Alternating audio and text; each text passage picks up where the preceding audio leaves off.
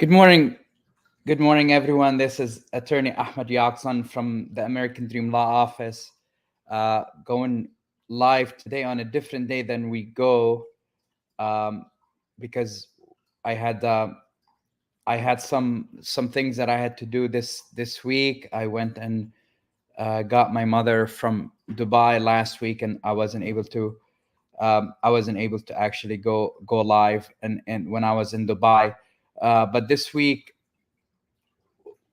we actually have some questions um,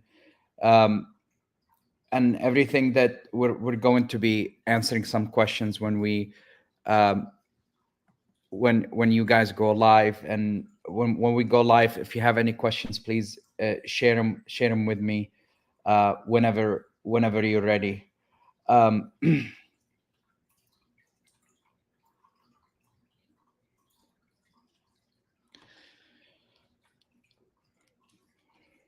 so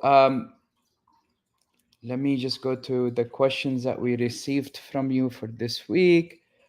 So the big news in my life this week is that we actually went. As I said last week, I was in Dubai picking up my mother um, from Dubai. She got her permanent residence in the United States a couple of months ago, and we were able to go pick her up. This was the actually the first time she was ever um, outside on a trip like this. It was a 15-hour trip. So she went from Lebanon to Dubai. We spent a couple of days together, and then we came back. We came to the United States. um, we are doing very well at the office. We keep getting signing up clients. We keep winning cases. So if you ever need any immigration help, um, as I say all the time, um, we do.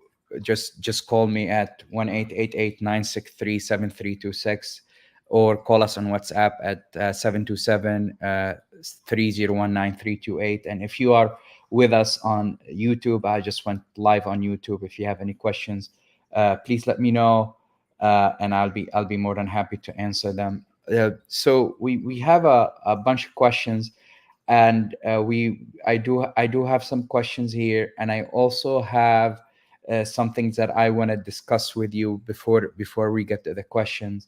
Um, the there are a couple of things that happened this week, immigration wise, that I want to talk about. The first one is the horrible things that are happening when it comes to Haitian immigrants in Ohio. That President Trump knows better than that, him and JD Vance.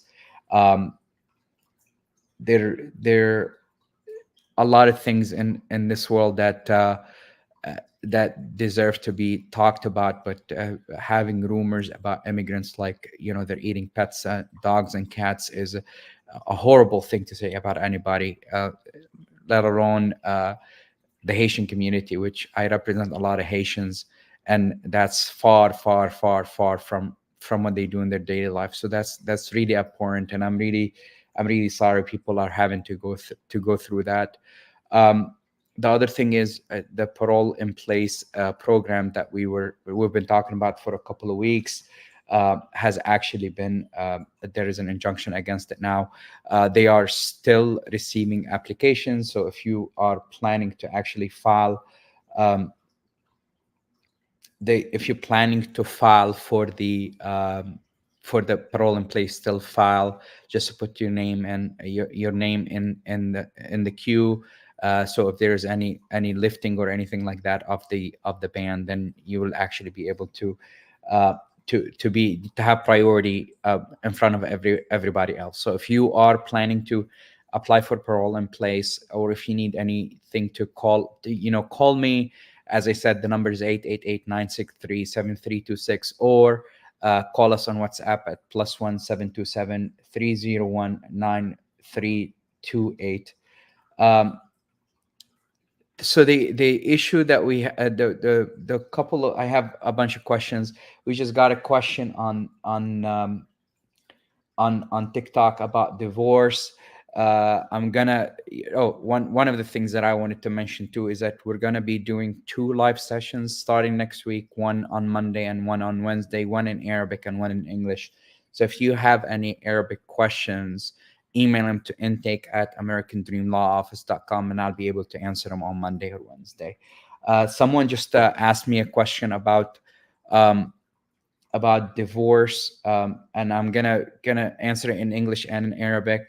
Um, Divorce law in the United States depends on what state you're in, so I really don't know, and I don't practice family law. But if you do have a question relating to family law, I have a lot of friends that actually practice that.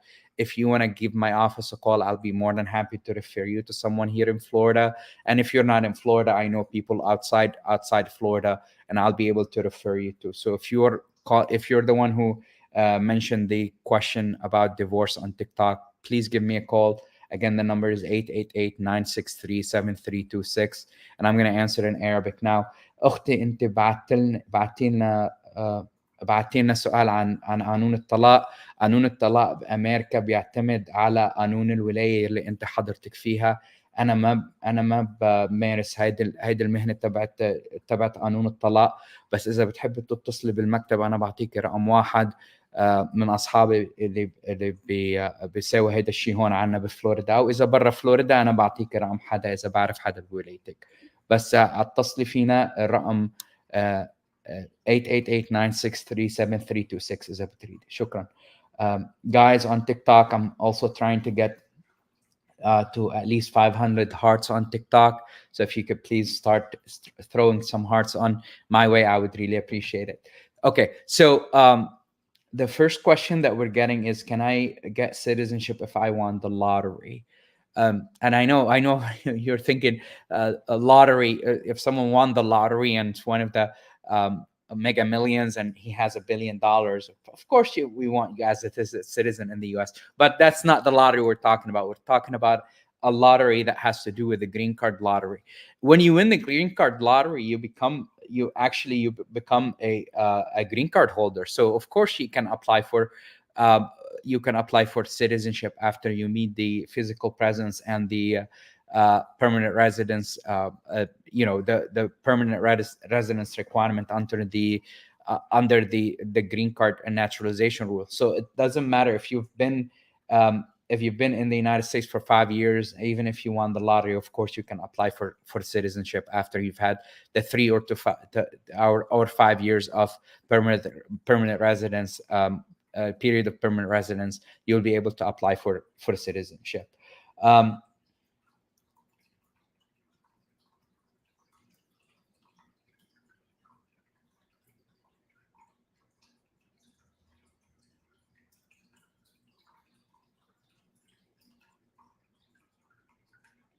Okay. The next question that I have, I'm getting some questions on TikTok and Facebook.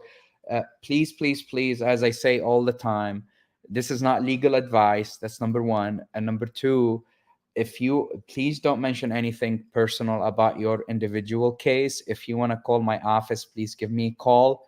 Again, I mentioned the number several times. Give me a call and I'll be more than happy to discuss your particular case, to discuss it with you, because I don't want people to know about your particular case. So give me a call, schedule a call with me. You can also go to on all of my socials. You can go on my on my socials. The link to schedule an appointment with me or a consultation is in all of my social networks. Is a Linktree link. Just click on that, and the first link on the Linktree is for you to schedule an appointment with me. I would really appreciate if you do that. I can also let me see if I'll be able to actually do that. Post the link right here also. Just give me 1 second.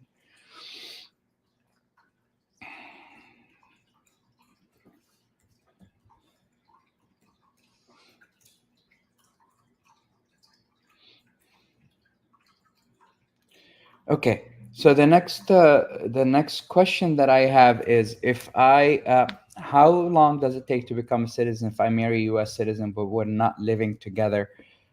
That is a very problematic fact pattern, because when the person says they're not living together, that gives me that actually looks really bad for immigration purposes. You don't want that to be something on your background. If you're not living together, it's going to be a huge issue for immigration. So um, depending on the reason why this couple is not living together, they might be able to actually get the citizenship under the 3-year rule. The problem you're going to run into is that your spouse will have to actually go with you to the interview for citizenship if you're applying under the 3-year rule. And if your spouse does not show up to the interview, it's going to be a big deal. So make sure that you're not on the outs with your spouse or something like that if you're applying under the 3-year rule. um, Usually if you are married to a US citizen, you don't have to wait for the 3 years for you to be able to apply for citizenship. You can actually go under the 3-year rule instead of the 5-year rule. But in order for you to actually get citizenship under the 3-year rule, as I said, um, you actually have to prove that your marriage is bona fide. And for you to prove that your marriage is bona fide, one of the things to prove that your marriage is bona fide is that you're living together with your spouse, to prove that you're living together with your spouse for you to be able to actually get your citizenship under the 3-year rule. And if the person is not living together with their spouse, it's going to be a huge issue. So don't do that if you're applying for the three under the 3-year rule and you're not living with your spouse. It's going to be a huge issue. Call me, and then I'll be able to see if I will be able to help you. Okay.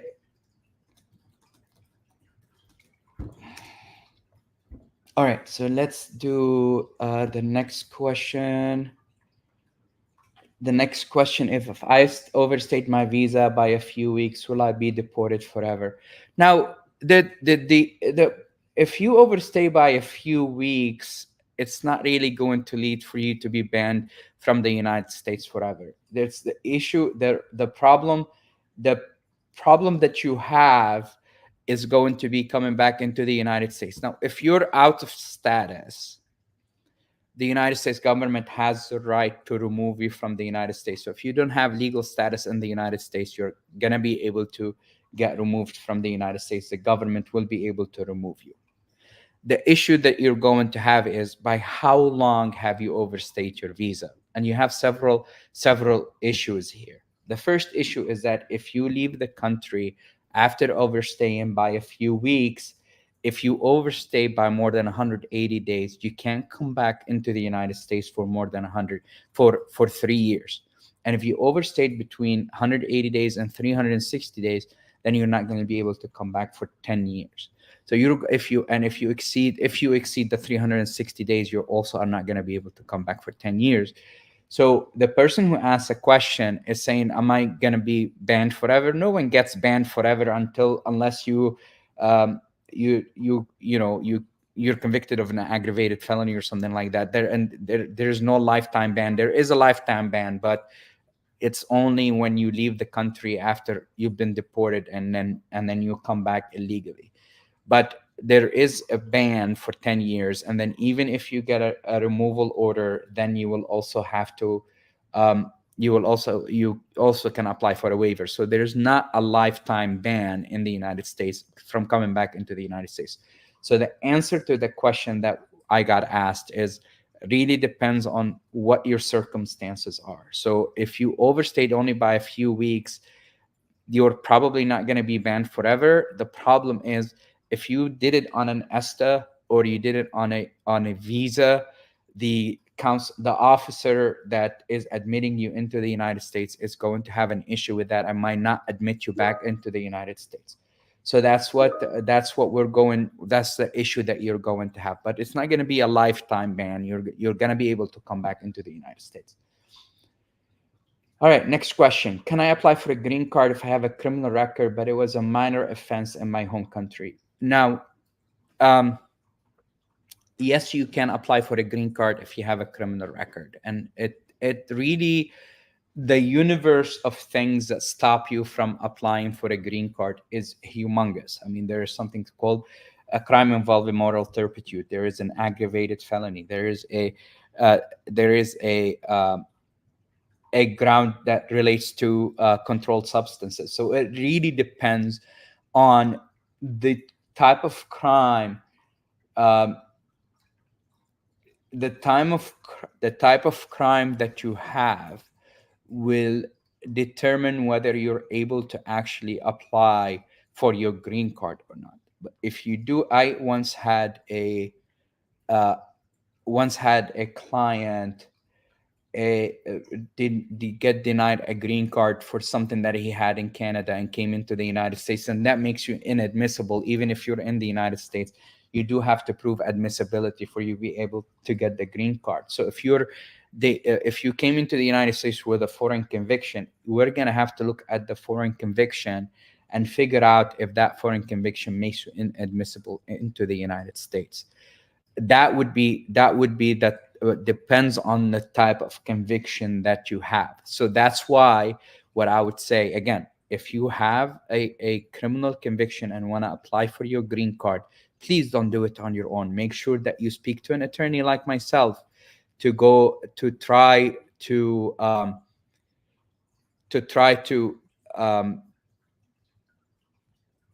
to try to actually see if you should apply for your green card or not.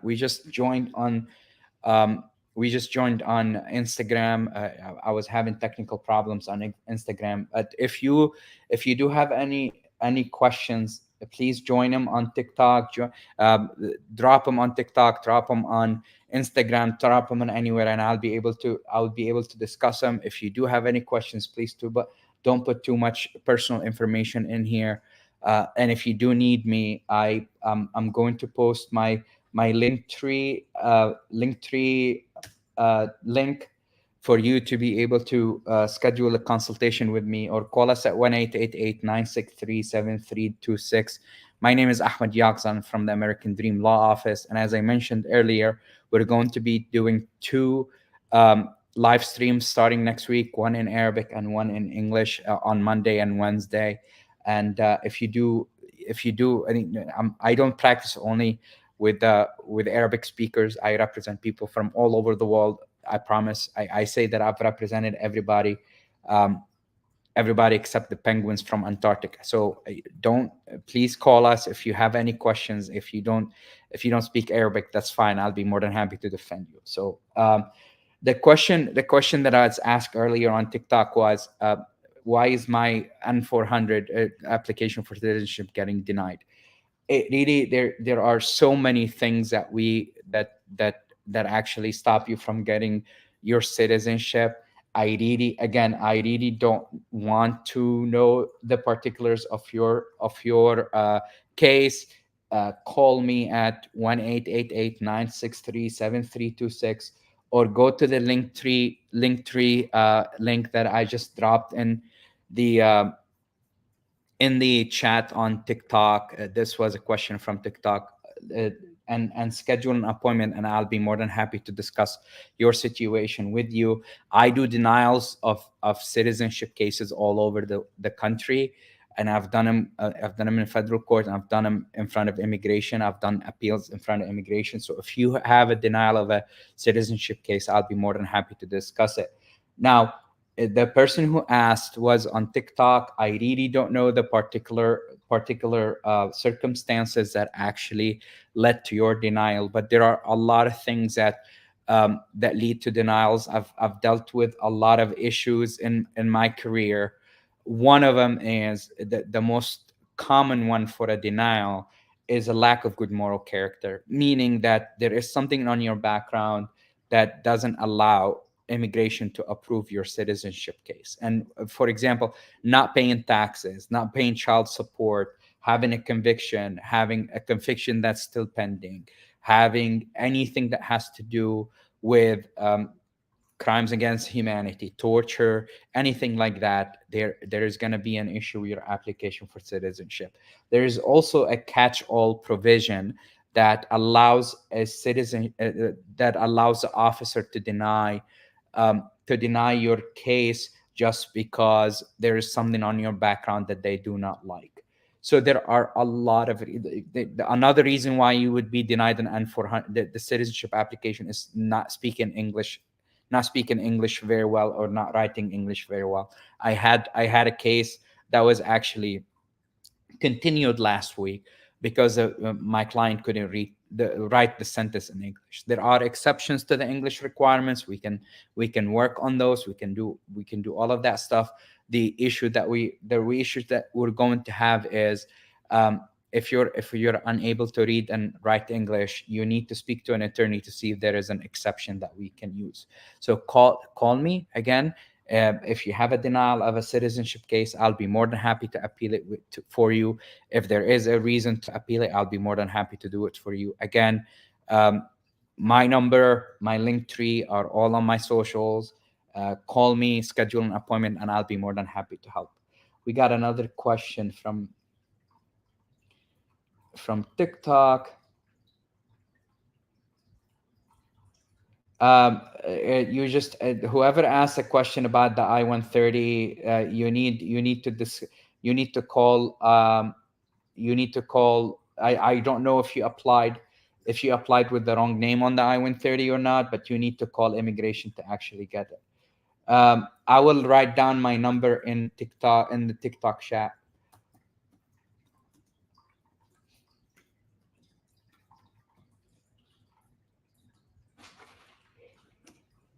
And I just wrote my number in the TikTok chat, and again, it's 1-888-963-7326.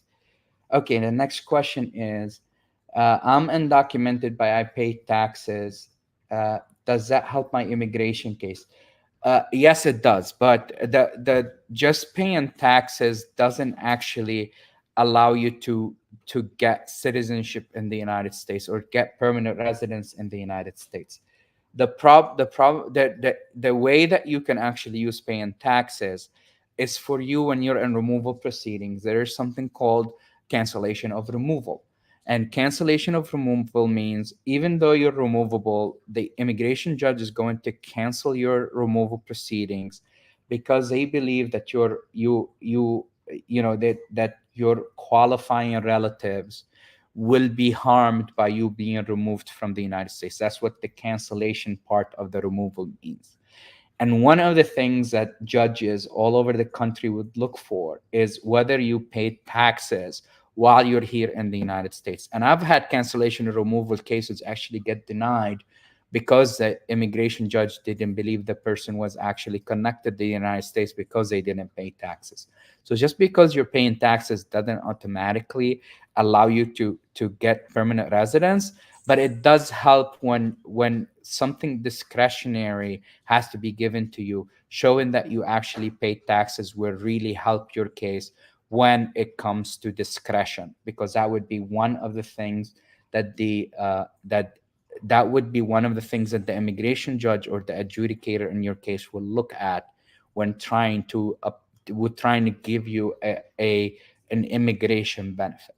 So if you're just paying taxes, doesn't allow you to get a green card, but it would be a very good factor in your favor if you are actually applying for some sort of discretionary um, benefit from immigration for you to stay in the country. So the next question we have: if I get denied a visa, can I appeal the decision by going to court? I think I discussed this last week or the week before. Yes, you can go to court, but there is something called the counselor non-reviewability under immigration law in the United States that stops the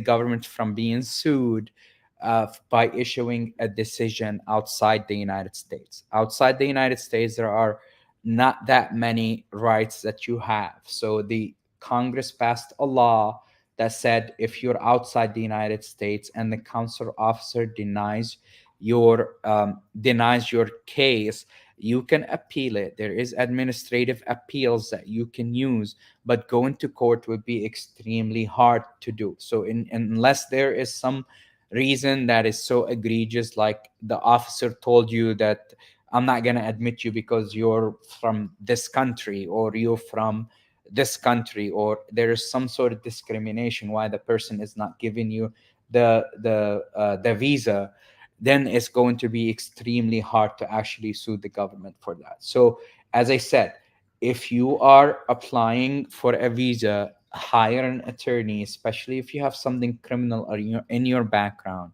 Hire an attorney to help you, uh, because not hiring someone who knows how to deal with the issues is going to harm you. So go ahead and hire an attorney, even though you have to pay a little extra.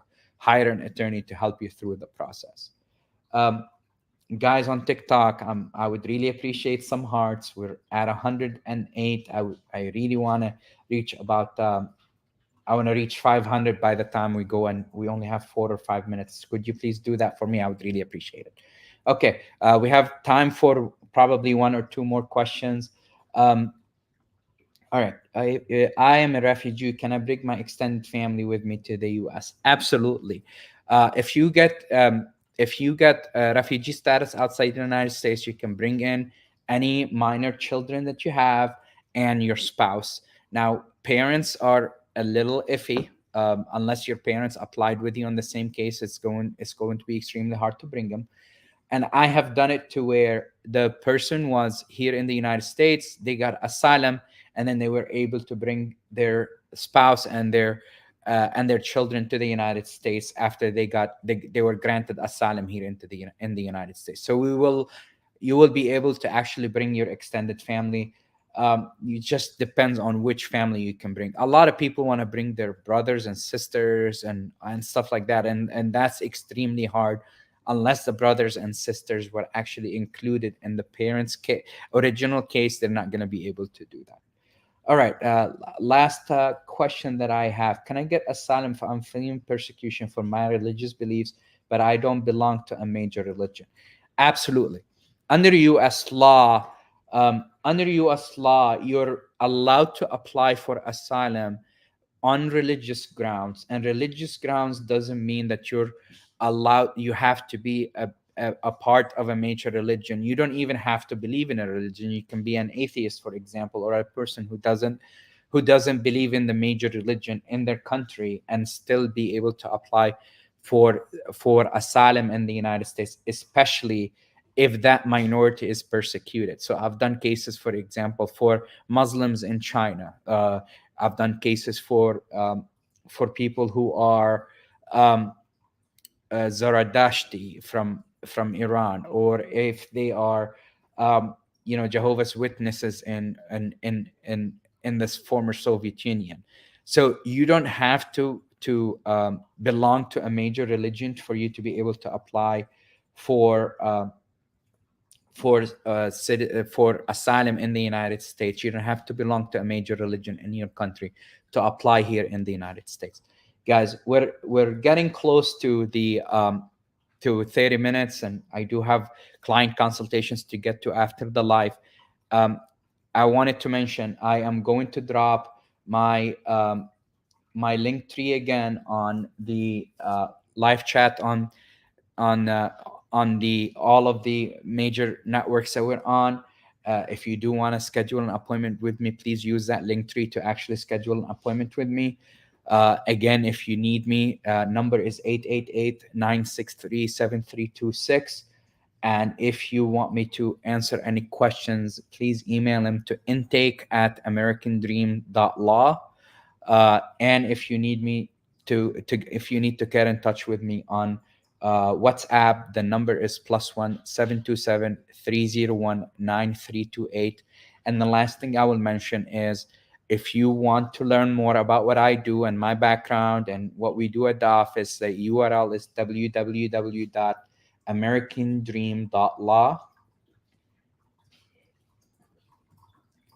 And the website has both Spanish and Arabic and English. And so if you want to read anything about anything, almost everything is downloaded and translated in the website. So give us a call, and I'll be more than happy to help. Thank you all so much, and I will see you guys on Monday and Wednesday of next week.